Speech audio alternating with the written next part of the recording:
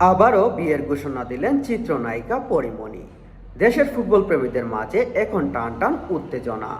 Argentina ও ইংল্যান্ডের মধ্যকার high voltage semifinal match. বিশ্বজুড়ে যখন এই ম্যাচকে নিয়ে ব্যাপক উন্মোচনা, ঠিক সেই মুহূর্তে এক অদ্ভুত শপথ গ্রহণ করলেন ঢাকায় সিনেমার আলোচিত চিত্রনায়িকা পরীমণি।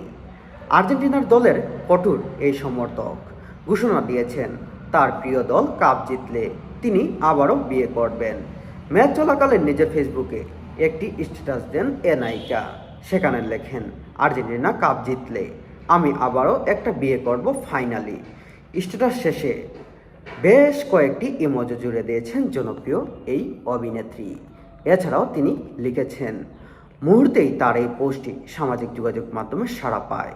মিনিট বেশ কয়েকের মধ্যে পোস্টটিতে ৪২,০০০-এর বেশি প্রতিক্রিয়া পায়, ৩,০০০ শেয়ার দেখা যায়। কিন্তু মন্তব্যের গড় বন্ধ রেখেছিলেন জনপ্রিয় এই অভিনেত্রী।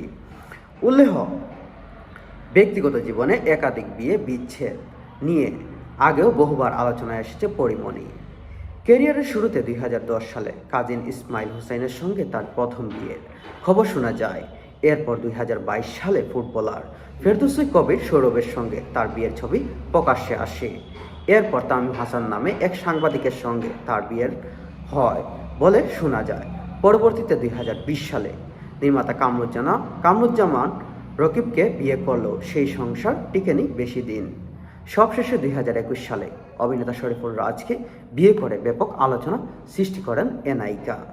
এই দম্পতি সংসারে শামীম মাহমুদ পূর্ণ নামে একটি পুত্র সন্তান রয়েছে। তবে নানা টানা পড়ার পর ২০২৩ সালে সেপ্টেম্বরে রাজ্যের সঙ্গে পরীমণির আনুষ্ঠানিকভাবে বিচ্ছেদ ঘটে। বর্তমানে ছেলে পূর্ণ ও কন্যা প্রিয়মকে ঘিরেই পরীমণির পুরোটা জগৎ। সিঙ্গেল মাদার হিসাবে সন্তানের মানুষ করার পাশাপাশি সিনেমা ও ওটিটি প্ল্যাটফর্মে নিয়মিত কাজ করছেন তিনি। জীবনে এমন একটি পর্যায়ে এসে ফুটবল খেলাকে কেন্দ্র করে তার নতুন করে বিয়ের এই ঘোষণা ভক্তদের মধ্যে